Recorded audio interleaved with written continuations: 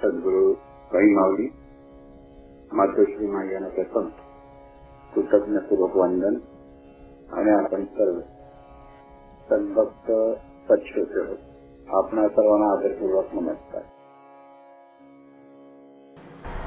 जीवाचे ध्यान म्हणजे त्याचे अखंड अवधान, तेच जीवाला खरं समाधान करून प्राप्त करून देते. तिथे ध्यान असं जेव्हा आपण म्हणतो तर ध्यान धारणा ह्याला सर्वसाधारणपणे एकाग्रतेचा अभ्यास म्हणतात. म्हणजे एकाग्र म्हणजे एखाद्या मेणबत्तीकडे, पेटवलेल्या मेणबत्तीकडे पाहत राहणं, त्याला म्हणजे एका सगळं लक्ष आपलं एका ठिकाणी केंद्रित करणं, असं ध्यान असं म्हटलं जातं. की एका ठिकाणी केंद्रित करणं किंवा एखादं लाल काही चित्र किंवा लाल असा गोळा एका भिंतीवर टाकतात आणि तिकडे पाहत बसायचं. एखाद्या वस्तूकडे आपलं मन एकाग्र करणं म्हणजे ध्यान असं सर्वसाधारणपणे सांगितलं जातं. परमार्थामध्ये तिथे ध्यानधारणा म्हणतात. पण जीवनविद्येचं तत्त्वज्ञानाप्रमाणे ध्यान म्हणजे दिव्य स्वरूपाचं भान. लक्षात घ्यायचं की हे जे दिव्य स्वरूप आपण म्हणतो, म्हणजे ज्याला परमेश्वरी शक्ती साध्या सोप्या भाषेत म्हणतो आपण, ते म्हणजे अनंत स्वरूप चैतन्य शक्ती, म्हणजे चैतन्य शक्तीचा विराट सागर म्हणजे परमेश्वर, असं जी व्याख्या जीवनविद्या करते. तर ही जी चैतन्य शक्ती आहे, ही चैतन्य शक्ती सर्व ब्रह्मांडाला व्यापून आहे. म्हणजे ब्रह्मांडाला म्हणजे त्या शक्तीमध्ये सर्व ब्रह्मांड आहे. ब्रह्मांड म्हणजे ग्रह तारे आले, पृथ्वी आली, मग त्या पृथ्वीवरचे डोंगर, दऱ्या, नदी, नाले, समुद्र सर्व काही आलं, खनिज द्रव्य, मग वनस्पती, जलचर, पशु, पक्षी, कीटक, जीवाणू, हे सर्व एकाच चैतन्य शक्तीतून प्रगट झालेले असं वेद सांगतात. म्हणजे वेदाने प्रतिपादन केलं की इथे शुद्ध परमार्थ जो म्हटला जातो, त्यावेळेला हे विश्व ह्या चैतन्य शक्तीतून निर्माण झालं आणि त्या प्रत्येक रूपामध्ये ती चैतन्य शक्तीच असते. म्हणजे थोडक्यात कसं की मातीतून जर आपण निराळे आकार निर्माण केले, म्हणजे खेळणी, म्हणजे समजा पक्षी केले, मडकी बनवली, निराळे आकाराला रूप दिली, तरी प्रत्येक ठिकाणी मातीच असते ना. तसं ह्या चैतन्य शक्तीतून जे जे निर्माण झालं ते चैतन्य शक्ती आहे. आता आपण कोण, जर असा आपल्याला प्रश्न पडला तरी आपण सुद्धा त्या चैतन्य शक्तीतून निर्माण झालेलो आहोत, म्हणून आपण सुद्धा त्या चैतन्य शक्तीचंच रूप आहोत. आणि त्या चैतन्य शक्तीचंच रूप आहे म्हणजे चैतन्य शक्तीच आहोत. परत लक्षात ठेवा, मातीचं भांडं म्हटलं की त्याच्यात मातीच असते. ज्यावेळेला कपडा म्हणतो तर कपडा म्हटलं की ते कापूसपासून कपडा बनतो, म्हणजे ते धागेच असतात. तसं चैतन्य शक्तीतून आपण म्हणजे निर्माण झालो आहोत, ते आपण म्हणजे चैतन्य शक्तीच आहोत.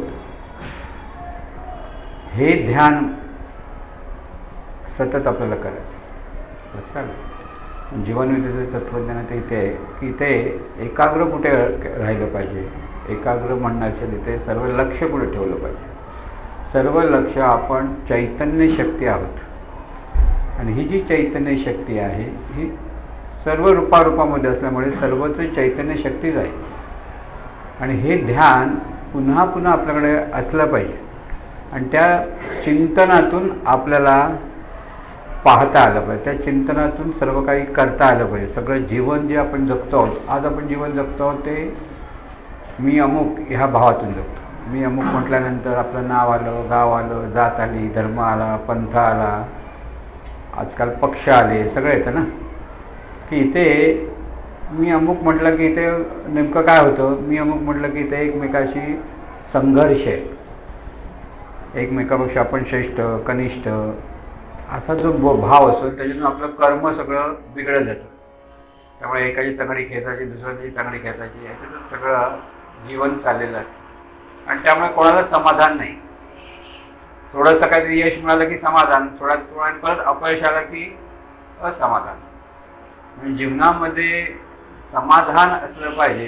ते आपल्याला सर्वसाधारणपणे कुठेही समाधान मिळत नाही माणसाला. माणूस समाधानी आहे असं कधी होत नाही. त्याला काहीतरी कमी आहे असं वाटतं, आपलं आणखीन काहीतरी हवं असं वाटतं. कारण त्याला स्वतःच्या स्वरूपाची ओळख नाही. स्वतः आपण कोण आहोत हे कळत नाही, सांगितलं तरी समजत नाही. म्हणजे सतत अधिक काहीतरी हवं असतं आणि अधिक हवं असल्यामुळे मनाला कधीही तृप्ती नसते, शांती नसतं, समाधान नसतं. आणि म्हणून हे असमाधान आहे. जीव म्हणजे आपण सर्वजण जे जीव जगतो ते जीव. जीव याचा अर्थ देहभावातून ही चैतन्य शक्ती जीवन जगते, त्याला जीव म्हणतात. आणि म्हणून सर्व माणसं स्वतःला आपण अमुक आहोत ह्या भावातून जीवन जगत असतात आणि त्यामुळे त्याला जीव म्हणते. आणि जीव म्हटलं की ते असमाधान. म्हणून कोणाशी कुठेही कसं आहे, तुम्ही कसे आहेत म्हटलं की बरे आहे म्हणतो आपण. थोड्या नंतर मग आपल्या सगळ्या तक्रारी सुरू करतो की नाही, आमच्याकडे हे नाही, ते नाही, ते नाही, हे सगळं चालू होतं नाही. त्याचा अर्थ आपल्याला असमाधान. असा कोणी म्हटलं की कसं आहे की आपण म्हणतो आनंदात आहे, पण परत आपल्याला काहीतरी हवं असतंच नाही. आनंदात म्हटलं की राहत नाही, मग कुठेतरी काहीतरी तक्रार असते आपली. आणि म्हणून त्याच्यातून सुटका होण्यासाठी आपल्याला आपण कोण आहोत म्हणजे ही जी चैतन्य शक्तीच ह्या शरीरातून कार्यरत आहे हा बोध सतत चिंतनात घेणं. तिथे सर्व मन आपलं एकाग्र असणं म्हणजे ध्यान. त्याला म्हणतात देवाचं अखंड ध्यान. थोडा वेळ नाही. नाही तर आपण थोडा वेळ प्रार्थना म्हणतो की आपलं वाटतं झालं खूप प्रार्थना म्हटली, थोडा वेळ नामस्मरण केलं, कोणी विठ्ठल विठ्ठल म्हटलं, 20 मिनिटं म्हटलं तरी खूप वाटतात ना आपल्याला. पण ते नामस्मरण नाही, ते तिथे अखंड स्मरण पाहिजे की तुम्ही आपल्याला आपण कोण आहोत ह्याचं अखंड स्मरण. आज आपण अखंड स्मरण मी अमुक आहे हे असतं, नुसतं तेवढं नाही. मग किती शिकलेला आहे, मग किती माझ्याकडे पैसे आहेत, किती प्रॉपर्टी आहे, मग कोणाचा बाप आहे, कोणाची बायको आहे, कोणाचा नवरा आहे, ह्याच्यात आपण इतकं अडकलेलो असतो की त्याच्यातून आपल्याला बाहेर पडता येत नाही. पण आपण चैतन्य शक्ती आहोत हे जर आपल्याला खरं मूळ स्वरूप कळणं कठीण आहे. त्यासाठी सद्गुरूकडे आपण आलेलो आहोत हे पुन्हा लक्षात ठेवा. सद्गुरूकडे आलो ते हे समजून घेण्यासाठी आलेलो आहोत. भाग्याने आलो, पुण्याईने आलो, पण आपण आता समजून नाही घेतलं तर किती वेळा जन्म यावे, किती वेळा व्हावे फजित, असा तो प्रकार ठरत असतो. म्हणून त्याच्यातून मुक्त होण्यासाठीच ह्या देवाचं ध्यान म्हणजे ह्या चैतन्य शक्तीचं सतत चिंतन, चालता बोलता उठता बसता जे अखंड स्मरण आहे ते त्या भावात असलं पाहिजे की आहे ती चैतन्य शक्ती आहे. त्याला दुसरा शब्द सोपा म्हटलं तर आहे ती ईश्वरी शक्ती. आणि म्हणून ईश्वरी शक्ती आहे म्हणजे इथे प्रत्येक व्यक्ती ईश्वरी शक्ती आहे हा जो बोध आपण सतत सांगत असतो त्याचा अर्थत्व असतो. म्हणून अखंड ध्यान पाहिजे. अखंड ध्यान अखंड स्मरण पाहिजे की हे जे सर्व जीवन जे मी माझं म्हणतो ते खरं कोणाचं आहे, ते चैतन्य शक्तीचं आहे. ती चैतन्य शक्तीच मालक आहे, चालक आहे, पालक आहे. हे स्मरण ज्याला असतं त्याच्या ठिकाणी म्हणून देवाचं अखंड ध्यान हेच जीवाचं अवधान झालं पाहिजे. अवधान म्हणजे भान झालं पाहिजे, अनुसंधान.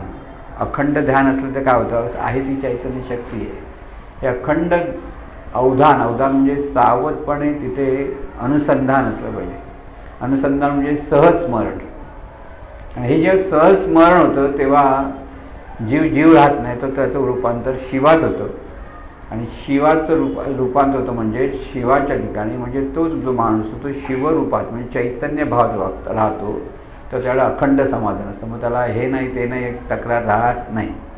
म्हणून अनेक संत गरीब होते, श्रीमंत होते, सगळं होतं, पण त्यांच्याकडे सगळ्यांकडे एक गोष्ट सारखी होती, ती म्हणजे त्यांच्याकडे समाधान.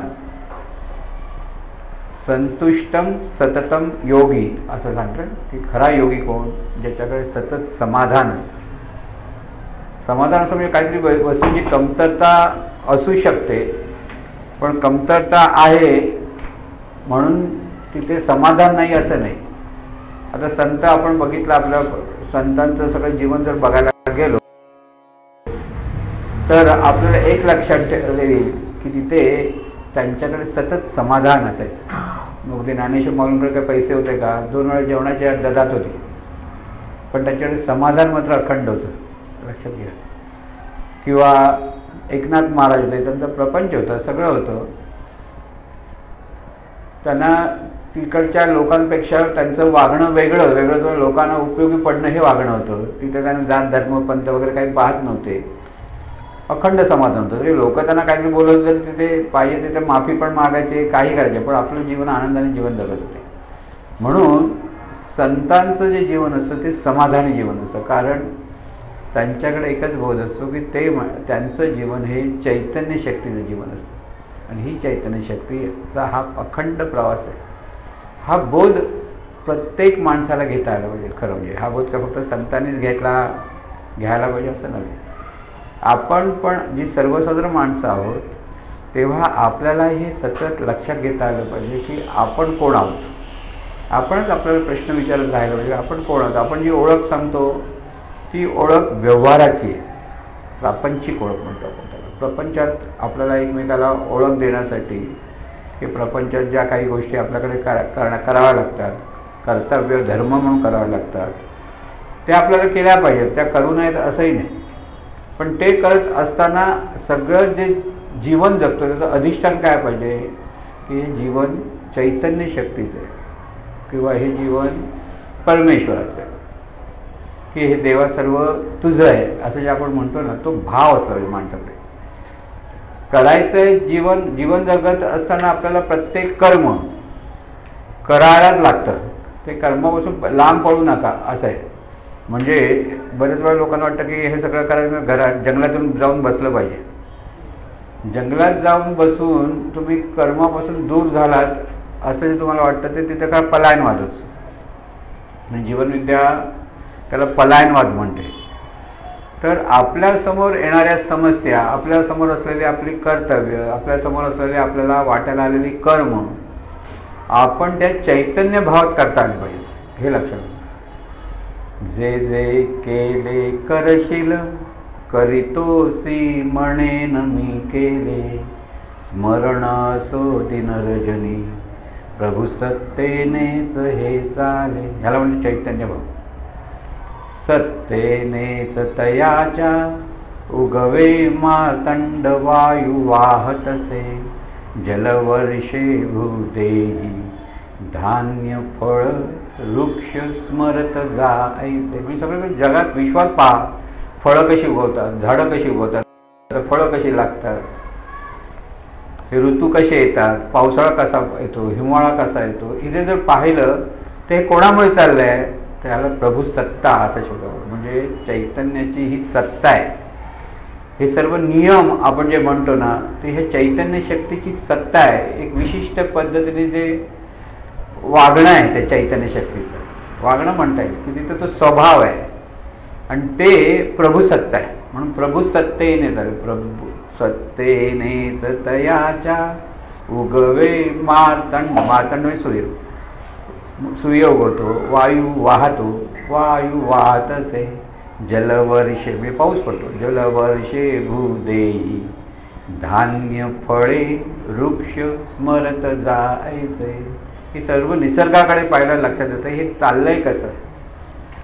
म्हणून हे लक्षात ठेवून काय केलं पाहिजे, खावे प्यावे ल्यावे सर्व जमा खर्च श्रीहरी नावे, सुटलास गड्या रे भरजित बी पेरिता न कधी उगवे.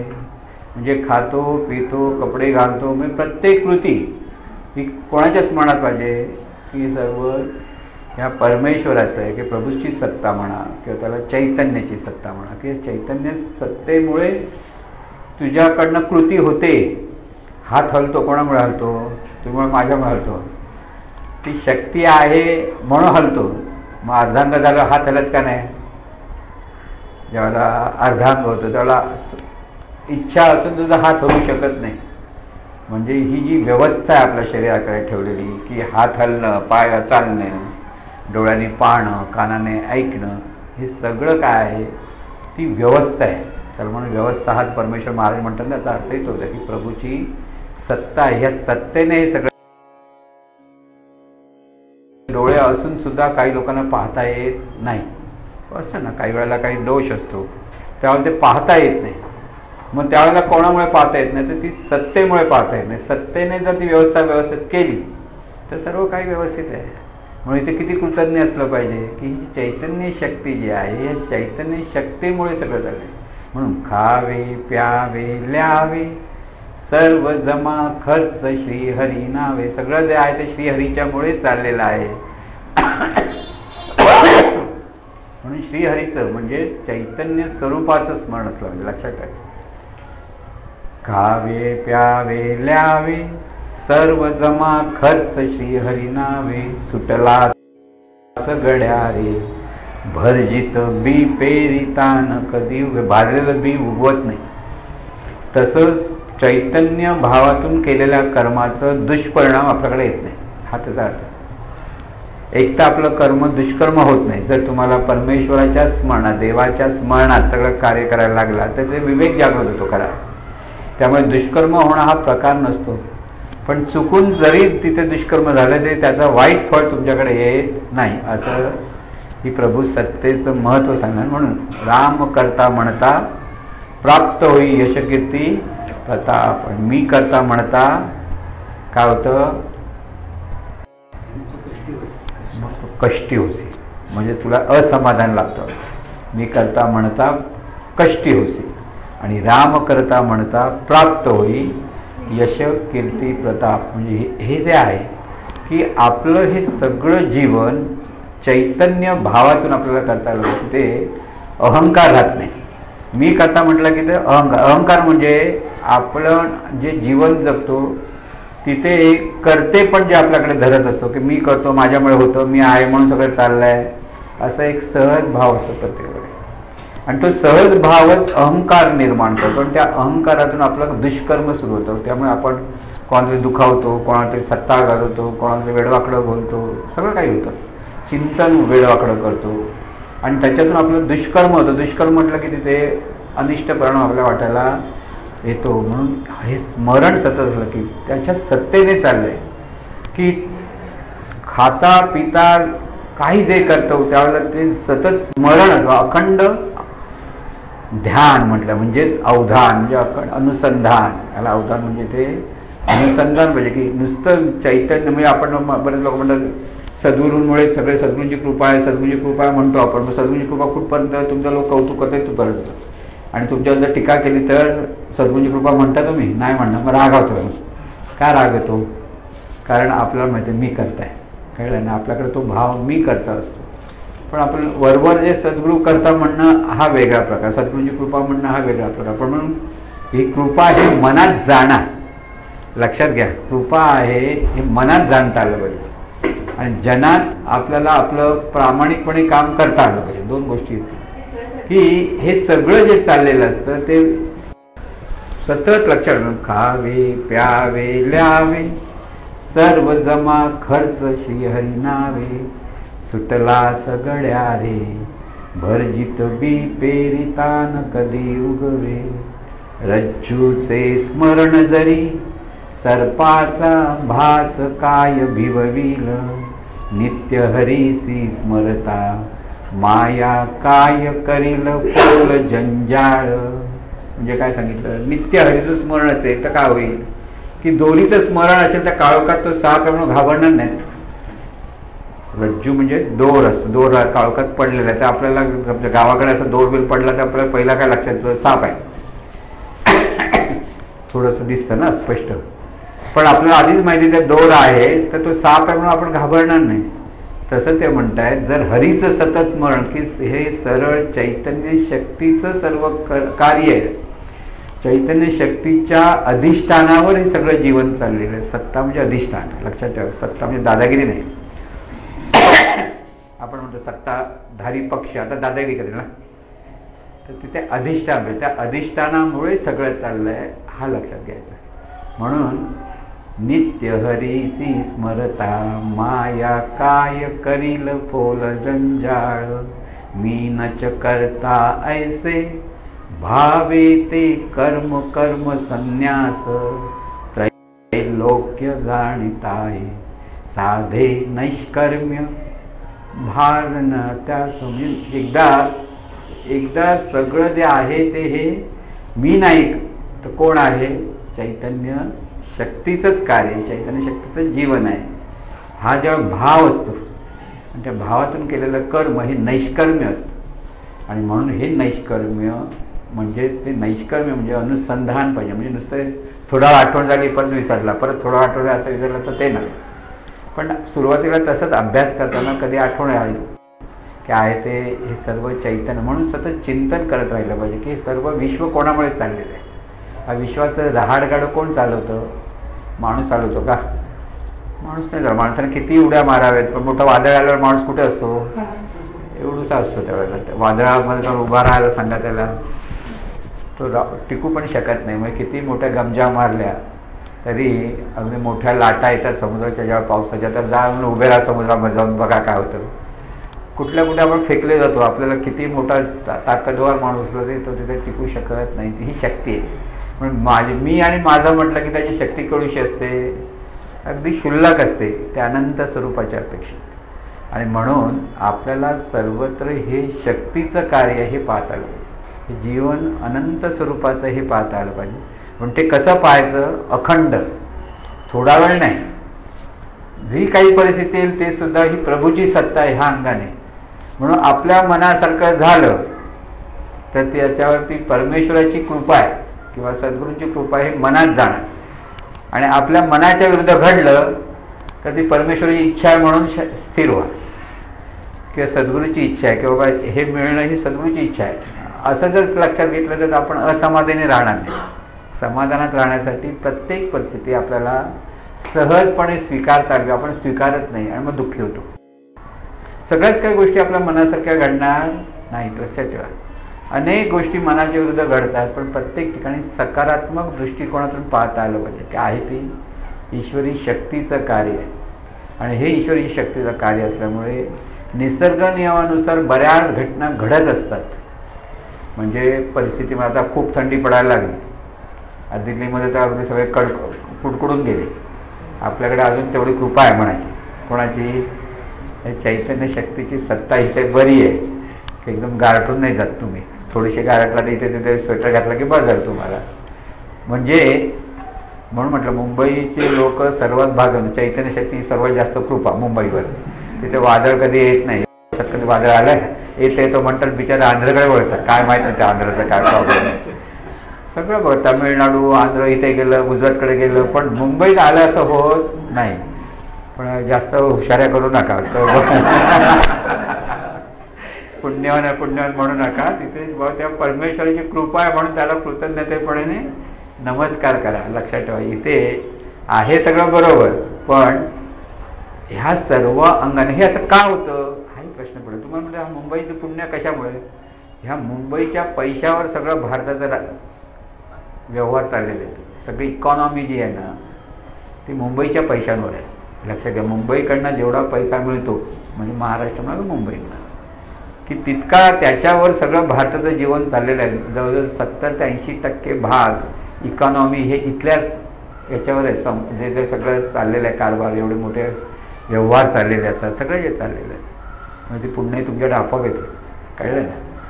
पण त्याच्यावर खुश राहू नका. तिथे ती चैतन्य शक्तीची की परमेश्वराची कृपा आहे हे सतत आपल्या मनामध्ये ठेवलं पाहिजे की आहे ते आपलं हे सगळं जीवन त्या परमेश्वराच्या कृपेने चालले आहेत. म्हणून सतत लक्षात ठेवायचं की मी उठतो, झोपतो, जागा होतो. म्हणजे झोपलेला जागा झाला, तुम्ही झोपला उठलाच नाही तर प्रॉब्लेम होईल ना. पण परमेश्वर कृपा उठतं म्हणून उठल्यानंतर त्याचं कृतज्ञतेने नमस्कार केला, तुझ्या कृपेमुळे उठलो. तू आहेस म्हणून उठवलंच म्हणून उठलं. उठवलंच नसतं, झोपूनच ठेवलं असतं तर चौघांना उठवावं लागलं असतं तुला. एवढंच होतं ना तसं. म्हणून हे स्मरण अखंड पाहिजे की उठता बसता सतत जे आहे ते सर्व परमेश्वराचं आहे किंवा भगवंताचं आहे. म्हणजे भक्तीच्या भाषेत भगवंत परमेश्वर असं म्हटलं, पण ज्ञानदृष्टीच्या बाबतीत म्हणजे शास्त्रशुद्ध भाषेत म्हणायचं असेल ते चैतन्य शक्तीचं आहे की सर्व जे जीवन चाललेलं आहे ते चैतन्य शक्तीमुळे चाललं आहे. ते चैतन्य शक्तीचं जीवन आहे. आणि म्हणून चैतन्य शक्तीशी आपण एकरूप होणं, सुसंगत होणं म्हणजे अवधान. तिथे सावधपणे सतत स्मरण ठेवलं पाहिजे की हे जीवन ह्या चैतन्य शक्तीचं, ह्या भगवंताचं आहे. कारण आपण कधी मरणार हे तुम्ही सांगू शकता का? नाही सांगू. का? तुम्हालाच माहिती नाही आपण कधी मरणार. पण काळजी करायची नाही, मरायच्या वेळेला मरू, पण त्याची काळजी करायची गरज नाही. कारण हा नियम आहे. कोणाला मरण चुकलंय? कधी कधी लोकांना भीती वाटते, मरणार बापरे, असं नाही करू नका. मरणार म्हणजे दुसरा जन्म घेणार. नवीन कपडे घालायचा आनंद व्हायचा की दुःख व्हायला पाहिजे? आनंद व्हायला पाहिजे. उलट मरणार म्हटलं की आनंद व्हा. का? नवीन जन्म, की नवीन जन्म घ्यायचं आहे. पण नवीन जन्म घेण्याचं हे सगळं कोणामुळे? ते चैतन्य शक्तीचे हे नियम आहेत. ही चैतन्य शक्तीची सत्ता आहे, त्याच्यावर श्रद्धा पाहिजे. सतत श्रद्धा म्हणतो ना, ते सर्व निसर्ग नियमांवर श्रद्धा पाहिजे. म्हणजे काय? चैतन्य शक्तीवर श्रद्धा पाहिजे. या निसर्ग नियमाप्रमाणे सगळं घडतं हे जर लक्षात आलं तर ह्या निसर्ग नियमाशी सुसंगत आपण वागलं पाहिजे. प्रत्येक वेळेला निसर्ग नियमाशी सुसंगत कसं वागायचं हे जेव्हा आपल्या लक्षात येतं, ते चैतन्य शक्तीची सत्ता आहे ह्या भावामध्ये आपण वागायला लागतो. लक्षात घ्या. म्हणून नुसती चैतन्य शक्ती किंवा ईश्वराची कृपा असं नाहीये, वागणं पण आपलं तसं असायला पाहिजे. चिंतनही तेच, आणि त्याप्रमाणे आपलं कर्म. एका संताला, संत होते, सद्गुरू होते, आणि ते त्यांची बरेच प्रपंच कामं करायचे. पूर्वी ते साक्षात्कारी होते. तर त्यांच्या शिष्याने विचारलं, तुम्ही साक्षात्कार होण्यापूर्वी हेच काम करत होता का? तो हो, हेच करत होतो. साक्षात्कार झाल्यानंतर तुझं हेच काम करतात? हो म्हटलं, हेच काम करतो. मग उपयोग काय झाला म्हणाल? साक्षात्कार झाल्यानंतर हेच काम करतो, मग फरक काय? तर मग त्यावेळेस मी काम करत होतो, आता काम होतं, एवढंच काय तर फरक आहे. हे जे म्हणजे होतं म्हणजे काय? करते पण गेलं. करते पण आपल्याकडे प्रत्येकाकडे एवढं असतं की तोच अहंकार असतो. कळलं ना? अहंकार म्हणजे काय? सगळ्यांना दरडावणं बिरडावण्यापुरते अहंकार, म्हणजे दादागिरी करणं हा अहंकार एक बाजूला, तो तामसी अहंकार म्हणतो. पण एक सहज अहंकार असतो, कोणातरी सत्ता गाजवणं. म्हणजे प्रत्येकजण दुसऱ्यावर काहीतरी सत्ता गाजवण्याचा प्रयत्न करतोच. कुठेतरी त्याला संधी मिळाली की त्याला म्हणतात अहंकार. की अहंकार म्हणजे कर्तेपणाचा तो अहंकार आहे. आणि कर्मफळाची आसक्ती, दोन गोष्टी. माणसाकडे असमाधान का? असमाधान का? तर मी करता आहे ह्याचा मद असतो माणसाकडे. आणि दुसरं म्हणजे मी कर्म केलं म्हणजे मला फळ मिळालंच पाहिजे आणि मलाच मिळालं पाहिजे, ही आसक्ती असते. आणि हे मिळत नाही तेव्हा माणसाकडे असमाधान असतं. म्हणून कर्ताही ईश्वर आणि फळही ईश्वराचं, हे संत सांगतात. की ते कर्ता आणि कर्मफळाचा आस्वाद हे दोन कर्माचे किनारे आहेत. म्हणजे नदी वाहते ते दोन किनारे कसे असतात, तसं आपण हे जे कर्म करत असतो तेव्हा कर्तेपणाचा मद असतो आणि दुसऱ्या बाजूला कर्मफळाची आसक्ती असते. म्हणजे आपण एवढं काम केलं, समजा आपण आता काही चांगलं काम करतो आहोत, समजा जीवनविद्येचं संस्थेचं काम करतो आणि दुसऱ्यालाच महत्त्व दिलं जातं, तेव्हा आपण म्हणतो ना, आम्ही काम करतो आणि त्याला नाव होतं, बघा तो पुढे पुढे जातो, असं होतं म्हणतो ना आपण. म्हणजे आपण आपल्याला मान का नाही दिलं जात, आपल्याला सन्मान का नाही मिळत, ह्याचं असमाधान माणसाकडे यायला लागतं. म्हणजे चांगल्या कर्मात सुद्धा तिथे अहंकार असतो. म्हणजे तिथे सत्कर्म करताना मी सत्कर्म करतो हा सुद्धा अहंकार असतो. म्हणून मी करता, हे मी करते पण आपल्याला बाजूला करता आलं पाहिजे. इथे आहे ते हे सर्व परमेश्वराचं आहे, ईश्वराचं आहे, हा बोध असला पाहिजे, शक्तीचं आहे. म्हणून ही शक्ती कार्यरत आहे. म्हणून मी म्हणणारी शक्ती आहे इथपर्यंत. म्हणजे अखंड ध्यान कुठे येईल?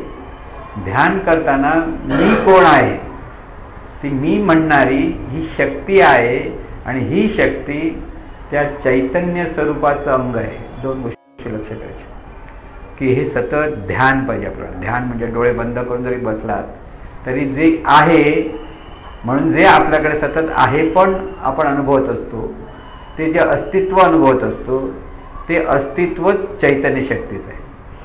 तिथे माझं उरत नाही. म्हणून ध्यानातून मी करते पण आपण बाजूला करतो. मी करता हे जे करते पण आहे प्रत्येक माणसाकडे, ते आपल्याला बाजूला करता आलं पाहिजे. ते त्या करते पण बाजूला करण्यासाठी सतत ध्यानधारणा करा असं म्हण. ध्यानधारणा म्हणजे मी कोण आहे ह्याचं सतत चिंतन करा की मी म्हणणारं जे छोटंसं स्फुरण आहे ते अनंत स्वरूपाचं स्फुरण आहे. प्रत्येक माणूस मी म्हणतो ते स्फुरण आहे. आणि हे जे स्फुरण आहे ते ह्या देहाकाराने प्रगट आहे.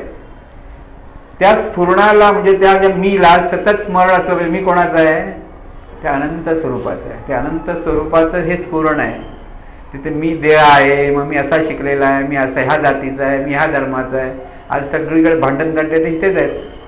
आज तुम्ही बघा कुठेही धर्माच्या नावाखाली भांडण तंटे, जातीच्या नावाखाली भांडण तंटे, पक्षाच्या नावाखाली भांडण तंटे, पंथाच्या नावाखाली भांडण तंटे, सगळे पाहतो आपण की ते भेदभाव आहे.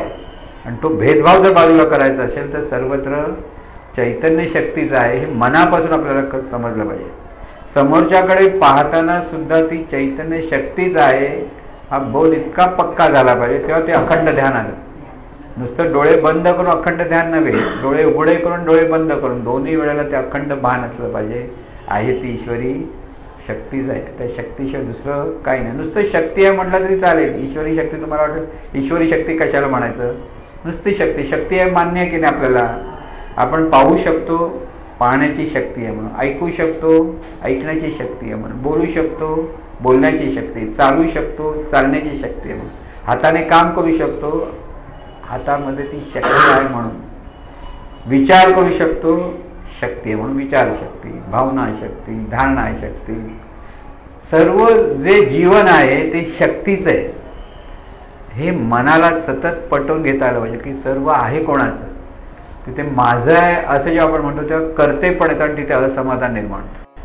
हे शक्तीचं जीवन म्हटलं की जी परिस्थिती आहे ती शक्तीच्या अपेक्षेत लक्षात घ्यायची की शक्ती भावामध्ये त्या परिस्थितीला तोंड देता आलं पाहिजे.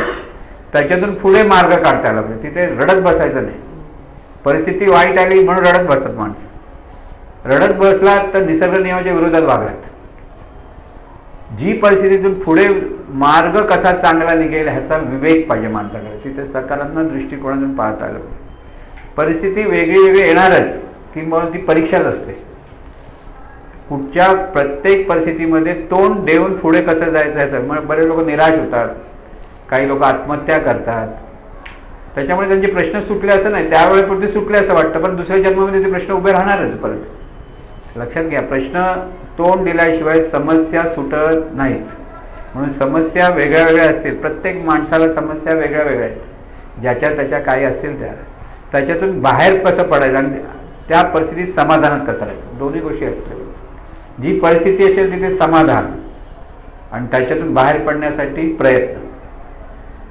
प्रयत्न आणि प्रार्थना. चैतन्य शक्तीच आहे, त्यासाठी त्या सर्व जे आहे त्या शक्तीच आहे. तिथे प्रार्थना करत राहा म्हणजे ध्यान. सतत ती ध्यानधारणा असते. तिथे ज्यावेळेला सतत असेल त्यावेळेला ते अनुसंधान असते. म्हणून अनिष्ट परिस्थितीमध्ये तीव्रतेने ती शक्तीच आहे ह्याचं अनुसंधान ठेवायचा प्रयत्न करायचा.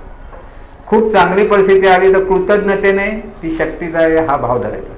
दोन्हीकडे आपल्याला समत्वाने पाहता आलं पाहिजे. म्हणून तिथे समाधान असतं. समत्व पाहायला लागलात की तिथे समाधान येतं. आणि म्हणून संतुष्टम सततम योगी. योगी म्हणजे हे जे ध्यान जो करतो अशा पद्धतीने की सतत हे जीवन परमेश्वराचं आहे. म्हणून प्रत्येक परिस्थितीमध्ये ही चैतन्य शक्तीचं आहे. आणि म्हणून प्रयत्न करायचे. असं नाही आहे तर नुसतं बसलाय आहे चैतन्य शक्ती पाहिजे तर होईल तर होईल. निसर्गामुळे व्हायचं होणार. मग काय विचार करू नका. निसर्ग तिथेही लागू होतो. जो प्रयत्न करतो त्यालाही फळ मिळतं आणि जो प्रयत्न करत नाही त्यालाही फळ मिळतं त्याच्या कर्माप्रमाणे. लक्षात घ्या, प्रत्येक जण जे कर्म करतो तिथे ते करते पण परमेश्वराला द्यायचं म्हणजे चैतन्य शक्तीची शक्तीला द्यायचं आणि त्या शक्ती भावामध्ये कर्म करीत राहा. लक्षात घ्या, कर्म सोडता कामा नाही. कर्म सुटलं तर त्याच्या जीवनात सुटका नाही. कर्म म्हणजे कर्तव्य धर्म. लक्षात ठेवायचं, प्रत्येक आपल्या वाट्याला आलेलं कर्म हा आपला कर्तव्य धर्म आहे. धर्म म्हणजे धारणा, एक विशिष्ट मार्ग म्हणतो आपण. धर्म म्हणजे आपण जे हिंदू मुस्लिम धर्म म्हणत नाही, आपण म्हणतो तो धर्म म्हणजे कर्तव्य कर्म. आपलं जे कर्म आहे त्या कर्म त्या पद्धतीने निसर्ग नियमानुसार कर्म करणं हा आपला धर्म आहे. आणि हा धर्म आपल्याला सांभाळतो नाही. आणि ह्या धर्मातून करण्यासाठी ही चैतन्य भाव अखंड असला पाहिजे. म्हणून तिथे अनुसंधान असलं पाहिजे. अनुसंधान कधी होतं? पुन्हा पुन्हा पुन्हा जेव्हा आपण एखादी गोष्ट चिंतनात घेतो, स्मरणात घेतो, प्रत्येक कृतीत ते स्मरणातून ती कृती करायला लागतो, त्यावेळेस तिथे सहजपणे अनुसंधान होतं. आज आपल्याकडे अनुसंधान काय आहे? सगळ्यांकडे अनुसंधान आहे. काय आहे? मी किंवा माझं नाव हे प्रत्येकाकडे अनुसंधान आहे. पुरुषाकडे मी पुरुष आहे हे काय तो सांगतो का कोणाला? ते अनुसंधान आहे सहज. स्त्रीकडे ती स्त्री आहे हे अनुसंधान आहे. म्हणजे देहाच्या अपेक्षेत आपल्याकडे हे अनुसंधान आहे. पण तेच अनुसंधान आपल्याकडे ती चैतन्य शक्ती आहे ह्या भावात करतात. जेव्हा ही चैतन्य शक्ती म्हणून व्यापक व्हा. मी करता म्हटलं की देहाप्रती संकुचित होतो आपण. जितके संकुचित होते विचार सुद्धा आपले संकुचित होते. जितके व्यापक व्हाल तितके विचार व्यापक होतात, तितकं कर्म व्यापक होतं, तितकं पुण्य चांगलं होतं. म्हणून जो व्यापक आहे त्याला चांगली फळं मिळतात. ते म्हणजे राजकारणी लोकांना चांगली फळं का मिळतात? ते व्यापक असतात. कर्म चुकीचं करतात, बरोबर करतात, पण जास्तीत लोकांना संबंधित असतात ना. आपण किती लोकांना ओळखतो? आपलं जीवन किती लोकांच्याशी संबंधित आहे बघा तुम्ही, विचार करा. रोज किती लोकांना भेटतो आपण, किती नातेवाईक आहे आपले. म्हणजे तुमच्या लग्न समारोहात किती लोकांना बोलवता? एवढे लोकांना बोलव. पण ते राजकारणी लोकांचं लग्न असून किती लोकांना बोलवतात? ते त्यांचे किती मोठे चक्र आहे ते लक्षात व्यापक. आता अमिताभ बच्चन, त्याला किती लोक ओळखतात? तो स्वतः जरी ओळखत नाही, लोक त्याला सगळे ओळखतात ना. त्याच्यामुळे इतक्या लोकांना आनंद होतो म्हणून त्याच्याकडे पुण्य मिळतं. समजून घ्या की निसर्ग नियम आहे ते. आता तो करतेपणाचा आहे सगळ्या गोष्टी, पण जास्तीत जास्त लोकांना तो आनंद देतो म्हणून त्याला सगळ्या चांगल्या गोष्टी प्राप्त होतात. आलं लक्षात काय म्हणतो? आपल्याला कसं करता येईल? आपल्याला जास्तीत जास्त लोकांचं भलं चिंतायचा विचार करा. तुम्ही व्यापक व्हा. तिथे काही तुम्हाला ऍक्टिंग करायला जायला नको. नाही तुम्ही चला आपण अमिताभ बच्चन काही ऍक्टिंग करायला जावं, काही हेमामालिनी सगळं ऍक्टिंग करायला, त्याची काही गरज नाही. ते त्यांचं कर्म आहे, त्यांना त्यांच्या कर्माप्रमाणे वागू. आपल्या वाटायला लागलेलं जे कर्म आहे, जिथे आपण आहोत तिथून आपल्याला सर्वांचं भलं व्हावं. सर्वत्र चैतन्य शक्ती म्हणून प्रत्येक जण त्या चैतन्य शक्तीचा अंग आहे हे लक्षात घेता आलं पाहिजे. म्हणून तुकाराम महाराज म्हणतात, तुका करी जागा नको चाचपू वावगा, आहेस तू अंगा अंगी डोळे उघड. कुठे आहे लक्षात ठेव की जिथे मी म्हणतो तिथे ती चैतन्य शक्तीच आहे. ती शक्तीच आहे हा बोध आपल्याला सतत असला पाहिजे. आणि सर्वत्र पाहताना तिथे सुद्धा शक्तीच आहे हा बोध असला पाहिजे. आणि म्हणून सर्वांचं भलं व्हावं हा जो विचार आहे, तो जो भाव जर आपल्याला यायला लागला तर तिथे जो चैतन्य भाव असतो. आणि त्यामुळे तुमचंही कोट कल्याण व्हायला वेळ लागणार नाही. तिथे समाधानाने जीवन जगण्याला वेळ लागणार नाही. जीवन समाधान जगण्यासाठी खूप काही केलं पाहिजे असं नाही, पण निसर्ग नियमानुसार वागण्याचा प्रयत्न केला पाहिजे जास्तीत जास्त. कोणाची पण निंदा उगीच करत बसू नका. सगळ्यात वाईट गोष्ट काय, आपण निंदा करतो लोकांची. कोणाचाही द्वेष मत्सर करू नका. सहजपणे कोणतरी अपेक्षा जास्त तर बाजूला मोठा रंगी टीव्ही घेतला, काय लपडी करता देव झालं, कुठं आणलं पैसे असं म्हणतो ना. असं नाही म्हणा आणलं बरं झालं, खूप बरं झालं, चांगलं भलं झालं असं होतं का? नाही विचार करत. हे पटकन असूया येते आपल्याकडे, कारण करते पण आपल्याकडे ते चैतन्य भाव असला की सर्व सुखी व्हावं. म्हणून सर्व सुखी सर्वभूती हा जो विचार आहे ना, तिथे आपण व्यापक होतो. व्यापक व्हायचं असतं. सर्वांचं भलं. जितकं आपल्याला आपल्याकडनं जी मदत करता येईल विचारांच्या लेवलला, पैशाच्या लेवलला म्हणत नाही. तुम्हाला आपल्याला पैसे कमी कोणाला वाटत बसू. तुमचा प्रपंच सुखाचा करा, तेवढं केलं तरी बाजारा. उगीच पैशाचं दान करत बसायचं नाही.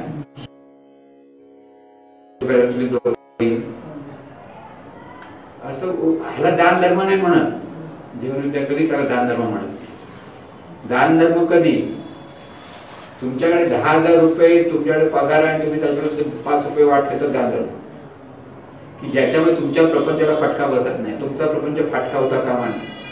आपण सुखी होऊन इतरांना सुखी करा. लक्षात घ्या. एक महाराजांचं वाक्य हे समजून घ्या. स्वतः सुखी आणि दुसऱ्यांना सुखी करायला धावाल. काही तुमच्या घरात अडचणी आहेत आणि दुसऱ्यांच्या अडचणी सुधारायला जातात म्हणतात, कसं होईल? तिथे तुम्हाला तुमच्या लेवलला आधी तुम्ही समाधानी राहिले पाहिजेत आणि त्या समाधानातून लोकांना मदत करा. म्हणून पैसे दिलं म्हणजे खूप दानधर्म केला असा अर्थ नाही. लक्षात घ्या. कर्ण मोठा दानशूर होता म्हटलंय, ऐकायला खूप चांगलं आहे पण आचरणीय नाही. आदरणीय आहे. म्हणजे आदर व्यक्त करावं हो करण्यासारखं करणं म्हणजे आपल्या अंगावरचं सगळं खेचून ओरडून तोडून दिलं ना नाही म्हणून काय झालं म्हणून मृत्यू आला त्याला. ते जर दिलं नसतं मृत्यू झाला नसता. दान धर्म जेवढं आवश्यक आहे तेवढं द्याय नको. उद्या तुमच्याकडे येऊन डोळा मागतो द्या तुम्ही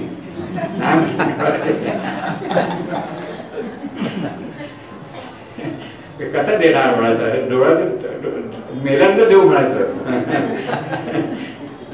आपण देतो ना देहदान करायला तयारच ना सगळे डोळे दान करायला देहदान मनामध्ये देऊ नका नंतर म्हणू नका कशा द्यायला पाहिजे मेल्यानंतर असा विचार करणार प्रॉब्लेम.